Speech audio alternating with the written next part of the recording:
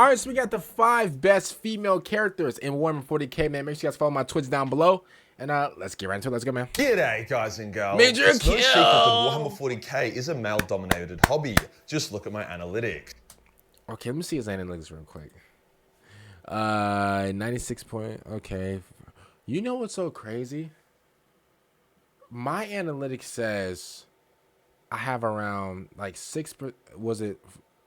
I think it was around like 4 to 5, maybe 6% of girls watch me, like females watch me, which is crazy. Bro, listen, I wasn't thinking that, that females watch the kid like that. Yo. Shout out to all my lovely ladies out there. Happy Valentine's Day. And of course, man, shout out to the bros, man. Bro, y'all thought I was gonna just simp out and be like, oh well, happy Valentine's Day to the girls and just move on. Come on, man. Happy Valentine's Day to the boys out there, man. Other than that, we got the 5 best female characters. To be honest with you, I really don't know a lot of female characters in Warhammer, so a little prediction, whatever, I don't really know. So while I do understand why this is the case, I actually think a lot more women would really enjoy at least the lore side of things if they were properly exposed to it. That is because although 40k is full of roided up super soldiers ripping out the throats of space bugs of death, there are still hundreds of beautifully written, believable female characters. What makes them even more impressive than the Space Marines or other alien warriors around them is that they are able to stick up for themselves and hold their own despite their innate physical disadvantage. Oh wait, there is that one girl. There's a one girl, she's like for the Emperor or whatever. I think she liked the Emperor and she turned her hair white or whatever. That's In many cases, it's their very femininity that they leverage to achieve their goal. Before we get started, sure, the genetics you have, the cards you were dealt in life, plays a big role in how you look. But even the worse, histology for sponsoring this video. Today we'll go over 5 of the best female characters in 40k lore. I won't be judging by power or how many heads they could crush between their thighs, more so the character itself and the quality of their lore. Hopefully by the end of this you'll realize that no, we don't need female Space Marines when we have such fantastic women in the setting already. Yo, what was that whole thing about? Oh, my bad, hold on. Let's get into it. Let's get into it! I think probably like a month or 2 ago, there was I made like a whole video on about the whole female Custodes thing or whatever, and like a lot of you guys actually commented down below. Some of you guys were like, yeah, it was always a real thing. Female Custodes has always been a part of the lore, because I don't know if you guys know, but actually Games Workshop, I'll probably say like last year, they tweeted and they said, hey, female Custodes has always been a thing or whatever. And a lot of people, bro, like when I say a lot of people, I mean a lot of people was like, no, it hasn't. You guys are lying. Like, bro, everybody was literally just like, listen, I don't want to say going at each other, because I don't want to make it seem like, like this was bro, they were fighting over like chicken or something like that. But at the same time, it was definitely like a conflict or like a debate, between if female custodians were like a thing or not. To be real with you, bro, I really don't know. I was like half and half, because I'm like, I mean, it would make sense, like, because I have seen like some females or whatever in Warhammer, but again, like I don't really know any. But just because I've seen some females does not mean that they're female custodians. Like, bro, there was one girl, y'all. Bro, there was one girl that I seen in like a West Hammer video, and West Ham broke it down crazy. He said that it was one girl, she was in charge of like, signing off like the food or whatever for like the for like these planets. And she accidentally she accidentally took out, I gotta use took out, I can't use the K-I-L-L word. She accidentally, bro, she took out millions, y'all, by accidentally, I think, signing like the food to like a different spot. Basically, like whenever like you order something in Amazon and like you got like the address hooked up to like your ex's house or whatever, and like your ex basically just got a free PS5 or whatever, bro. Turns out she sent like the food to like a different spot or whatever, and like millions of millions of people whatever did not get fed. They starved. GG's. And then she got a thrill off of it, y'all. She was like, oh my god, like I could really take out millions with my hand. Bro, got a thrill off of it, y'all. Freakster. Bro, Diddy 8.0. I'm talking just straight, man, Diddy fight, bro. She felt like, he basically said that she felt like the thrill of like her like taking out millions with just like a pen. Crazy, y'all. The Inquisition series holds a special place in the hearts of many 40k fans. It was my first 40k book series and really explored every avenue of Warhammer 40k that it physically could. An absolute standout in that series is a blank woman called Elizabeth Bequin. Found during one of Eisenhorn's missions, she followed the legendary Inquisitor into the depths of metaphorical hell. She did this despite not being an Inquisitor, not having crazy skills or years of training. She still followed him wherever he went, risking her life every day for And mommy's a rider, and I'm the roller. They put us together. How they gonna stop both of us? Wait a minute, yo. She was really a ride or die. Okay. Mankind. We also got a really deep and intricate relationship between Eisenhorn and Bequin. He was a Psyker, she was a blank. He felt physically and spiritually sick standing next to her, and even the smallest touch disgusted him. But despite that, he loved her with all of his heart. They loved who the other person was, even if they could never act on it. Bequin has saved Eisenhorn's life on more than one occasion, with the biggest balls a woman could possibly have. Her joining the Inquisitor's life wasn't this nice, warm, gradual entry. It was thrust into the heart of one of the most dangerous inquisitorial missions of Eisenhorn's life. I'll be real, her fashion sense is pretty cool though. Little Louis Vuitton jacket, little red interior, like broaded shirt. She got the gold American Eagle Warhammer belt. She got the OJ gloves on with the Kim Kardashian pinky rings. Okay. Even when offered a way out time and time again, she refused. She was loyal, steadfast, and unwavering. Not only a fantastic female character, but just a fantastic character full stop. However, it would be her devotion and bravery that would be her downfall. When Eisenhorn and friends found themselves at the wrong end of a Titan cannon, Bequin performed a complicated ritual to try use her blank power on the Titan to save her friends. She did this knowing the odds were slim, and tragically, the attempt failed, with the blowback effectively killing her. Ooh. Like, sure, she was still alive, but ended up in a permanent coma, with the ship she was on then being lost in the Sleep. warp. Doesn't really get much more gone than that. Her loss shattered Eisenhorn. Without her to be there for him, he embraced the radical, heretical life of a man with nothing to lose, consorting with demons, dark sorcery, and all kinds of other shit to fulfill his missions. Amazingly, he still remains totally uncorrupted. Bequin would live on in her own way, her DNA being used to create blank clones, one of which is working with Eisenhorn to take on Constantine Valdor himself. Yeah, that's right, the Inquisition series is fucking wild. No list of bad bitches would be complete without the woman who cock-stomps Space Marines on the daily, Shadowsun, the hero of the Tau Empire. Who? Tau generally aren't very good at melee combat. That's no secret, with them often getting curb-stomped whenever the range to the enemy drops below a few kilometers. But Shadowsun fucking thrives in melee, jetpacking right on top of enemy commanders and turbo blasting the shit out of them before they even know what is going on. Even in fair duels with Space Marine heroes, she is a beast. She was the target of Kurosaro Khan, one of the greatest White Scar warriors to ever live. This is he had a girl? Okay.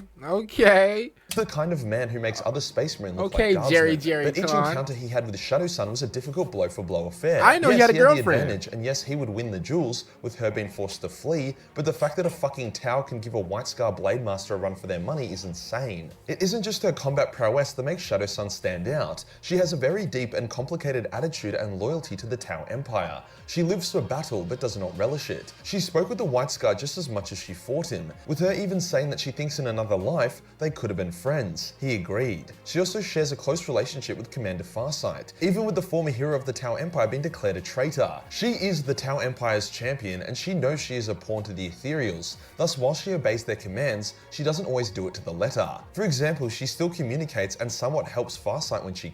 This thing like a whole USB right here. This thing like a bro. Oh man, I wish I had a USB near me. Let me see. I got a USB near me right here. It kind of like a flash drive a little bit, like a little flash drive USB. She's aware that the Tau Empire has its flaws, but understands that compared to Chaos, the Orcs, the Tyranids, or even the Imperium, it's a utopia. Oh, look at her with a little ponytail. Oh, not little. She got the Bianca Belair thing. Okay. That must be protected. Girl even went face to face with the Calidus assassin and survived to see another day. That's a huge slay. The Tau don't get to have the biggest bad bitch in the setting though. That arguably goes... I know there's somebody who loves me.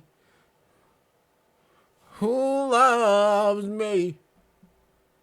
I know there's somebody who loves me. loves me.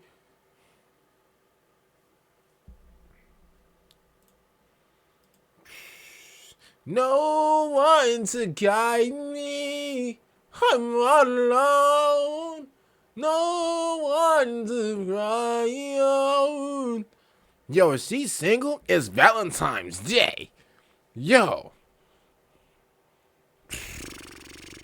I need shelter from the rain. The Saint Celestine. The existence of living saints within 40k definitely hurts the Emperor's whole "I'm not a god" shtick. After all, immortal winged angels that dominate the battlefield definitely look like they came from a god. Saint Celestine is chief amongst the living saints. Ooh. Oh my god. A bartender, yeah, you're looking for me. Yo. She's slim thick. You see the thighs? Oh, listen, I don't want to be that guy or whatever, yo. But man. Yo, is she single? Because I'm ready to mingle. Play the video? Okay.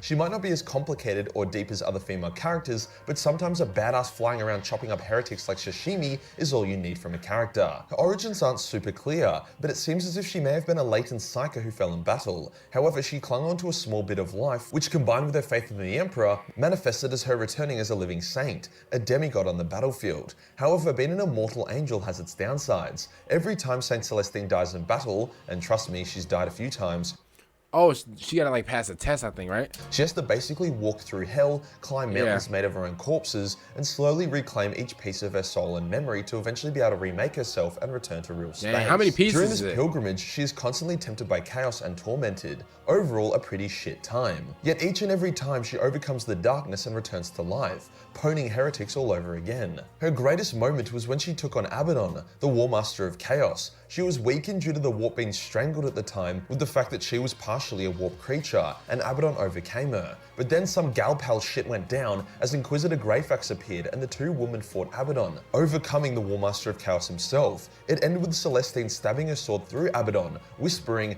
"The Emperor protects," as she did so. Damn, dude. Abaddon retreated, beaten not by Space Marines or Custodes or Guilliman, but by two bad bitches who were here to kill demons and crush balls, and they were all out of demons. Unfortunately, Abaddon would then go on to throw a Blackstone Fortress at Cadia, blowing it up, but that is neither here nor there. It's good deuce. I'm always confused by people wanting female Space Marines when you literally have Celestine, who stomps Space Marines, as well as the Sisters of Battle, who are arguably more brave than Astartes as they face the horrors of 40k without the augmentations or psycho-indoctrination of the Space Marines. Yet they are just as steadfast and significantly more loyal, all the while actually maintaining their womanhood. Space Marines look manly. Fix. She still got her femininity.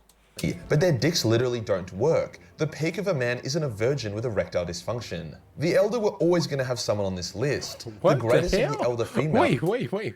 What did he just say? Yo, that came out of no... Brother. Yo, Majorkill, you want to tell us something, yo? Is easily Jain Zar. While pretty much all other Phoenix Swords have been fucking around, vanishing for thousands of years at a time, Jain Zar is always there, always doing hectic shit and always furthering the Elder's cause. Whether it be turning an entire Night Lord's warband into her bitch, fighting in the arenas of Komara, killing Drazar, the greatest Dark Elder. I know there's somebody who loves me. Warrior to ever live, helping out the Ynnari, helping to save Craftworld Baal Tan from a joint Slaanesh and Khorne invasion, or taking on the Thousand Suns led by Ahriman. She's been a busy little bee. She can literally scream so loudly that if you're standing too close, your brain will liquefy. Jain Zar is the definition of— Oh, she got that, she got like the, yo, what's her name from Mortal Kombat? The Sindel, oh.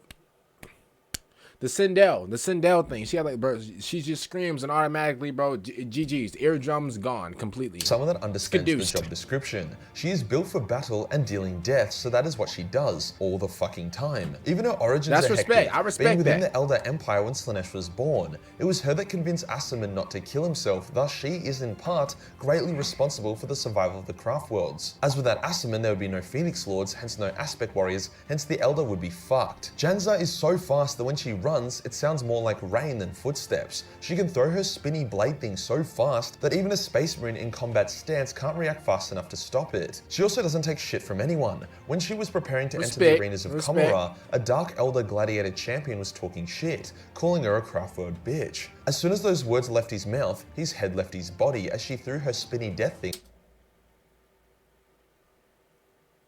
Yo, you know what that means, y'all? She don't play none of that. There's no arguing, there's no talking back, there's no nothing. When she says take out the trash, you take out the trash. And if you think you about to cheat, oh, don't worry. As soon as you even get the thought of cheating, she throwing that little spinny thing.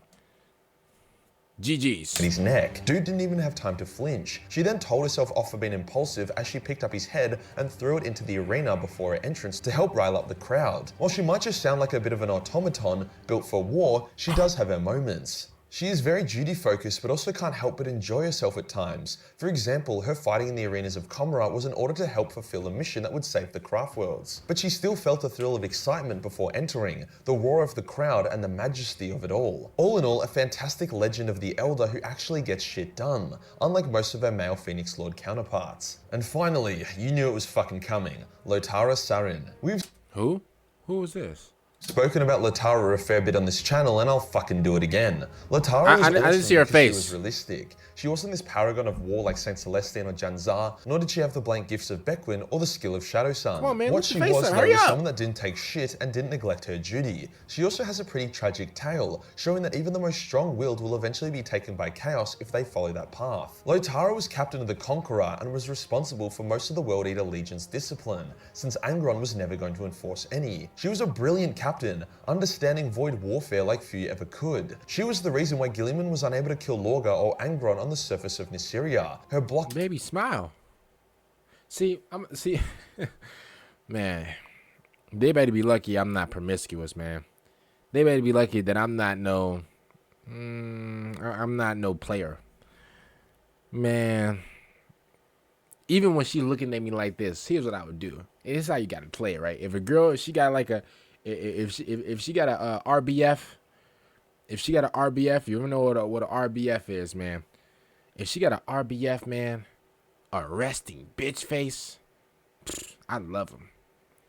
You walk up to him, right? You accidentally drop something. Let's say like you got some papers in your hand. You oops.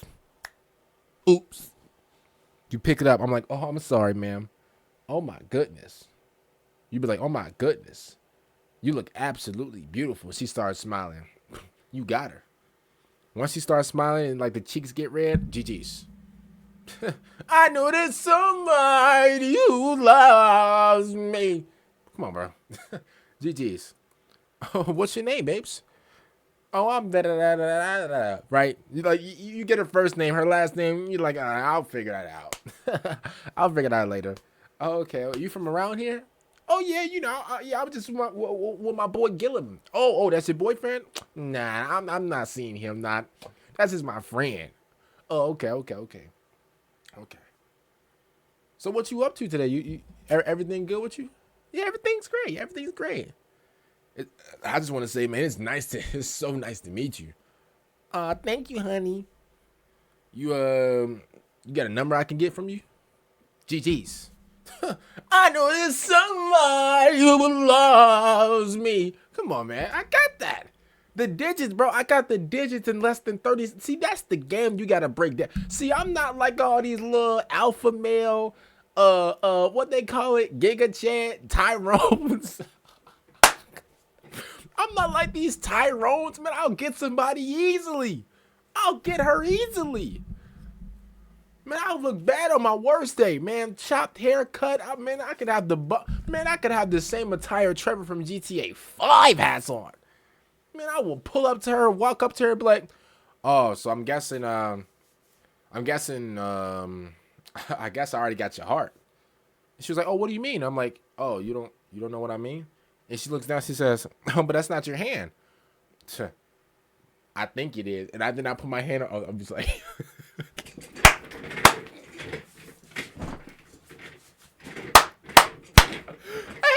I'm dying right there. Let me chill out. I'm dying right there. Because her ship was being torn a new asshole, kept thousands of Ultramarines from deploying. Hey, I'm dying right there. Legions to maintain the advantage on the surface. Of course, that's my hand. Let me put it. That's my hand.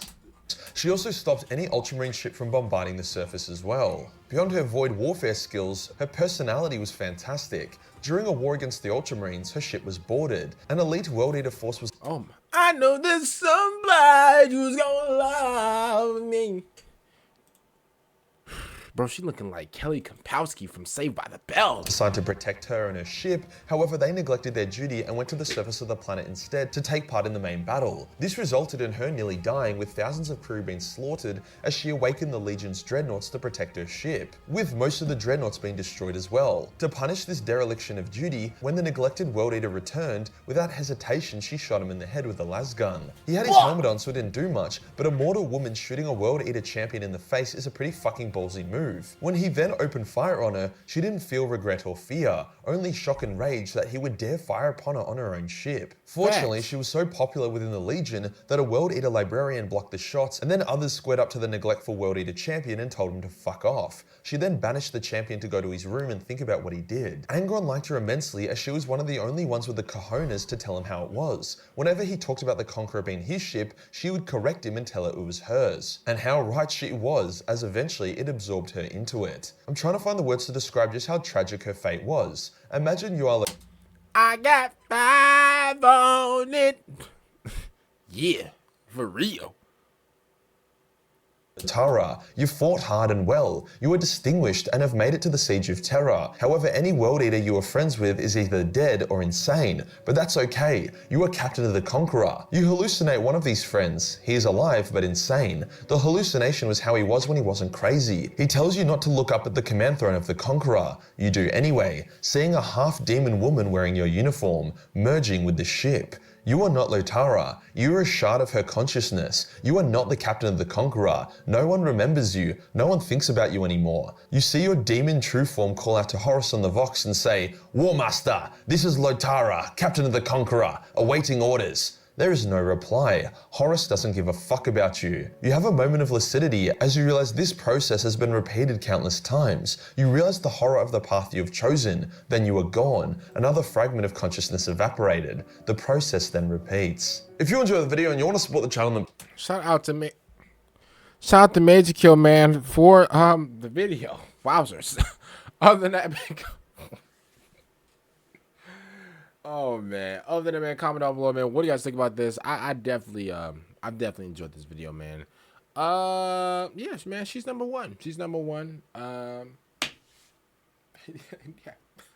Other than that, man, make sure you guys like video, subscribe, also make sure you guys follow my Twitter down below. And peace out, everybody. Bye.